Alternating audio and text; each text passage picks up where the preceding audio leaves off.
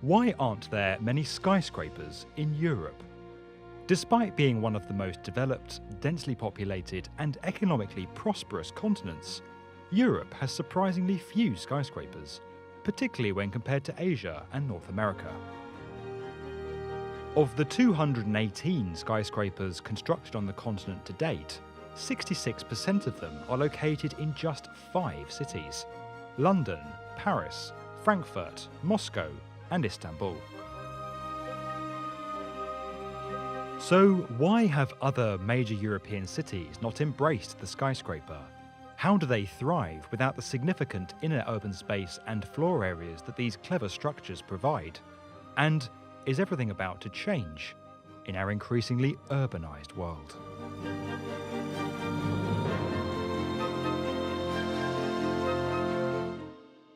When skyscrapers first rose to prominence in the 19th century, first in Chicago and later in New York, many European cities were already firmly established, with grand historic buildings and public spaces that left little room for large new structures.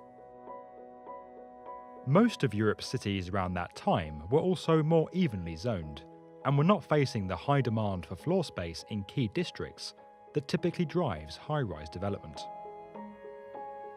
Additionally, as the power and influence of North America began to grow, a cultural rivalry emerged between Americans who saw Europe's class system as outdated, and Europeans who saw some American ideals as eroding traditions and the European way of life. As a result, each continent became wary of adopting the other's concepts.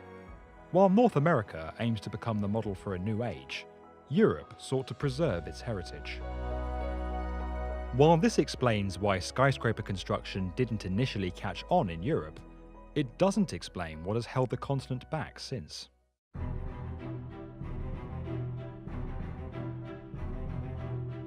In the wake of the Second World War, many thought European cities would modernize and replicate the skyscrapers that were rising across North America. However, in Western Europe, where many cities lost landmark and historic structures, an overwhelming desire to restore what had been destroyed took hold. In addition, the lower population of Europe at that time meant that the demand for floor area that principally drives skyscraper construction wasn't there. As a result, modest structures replaced buildings that could not be saved or restored.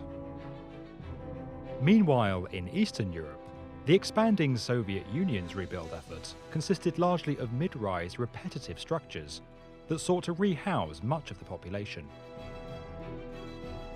It was during this time that Europe saw its first skyscrapers begin to rise, not in response to growth and prosperity, but in an effort by the Soviets to indicate their power and influence.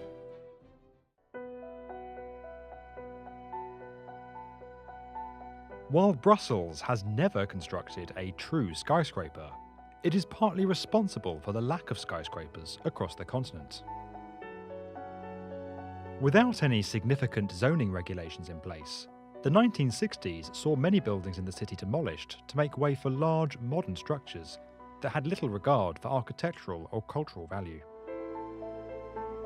Recognizing the damage this indiscriminate redevelopment was doing to the city, many prominent figures and architects coined the term Brusselisation and lobbied to introduce new planning laws. These regulations significantly limited the scale of new buildings and required historic facades to be restored and incorporated into new developments, preserving the cultural fabric of the city.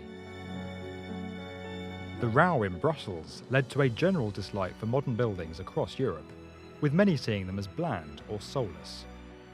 In response, numerous cities adopted similar regulations and set aside controlled districts, like Paris's La Défense, to keep high-rise development away from historic centres.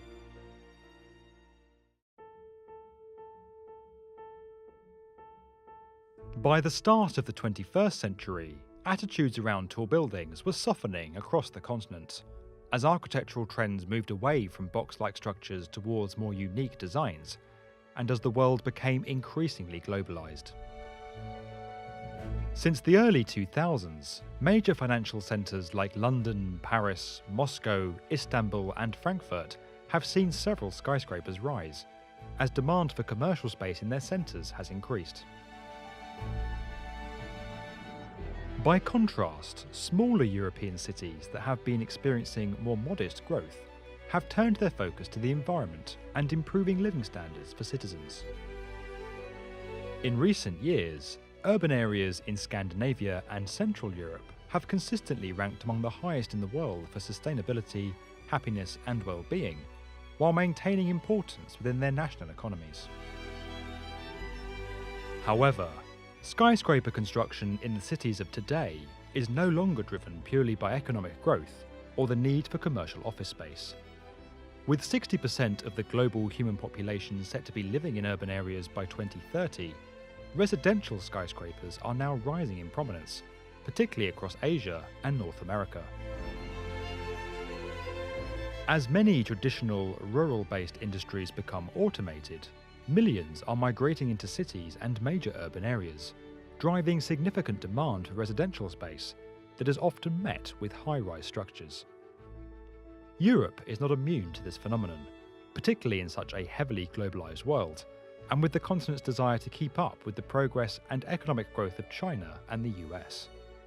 As such, Europe could witness a skyscraper boom in the decades ahead. However, with entire urban centres now being declared historically significant, and with the desire to retain as much culture and architecture as possible rightly holding strong up to the present day, the unique challenge facing future skyscraper construction in Europe is all to do with the past. If you enjoyed this video and would like to get more from the definitive video channel for construction, subscribe to the B1M.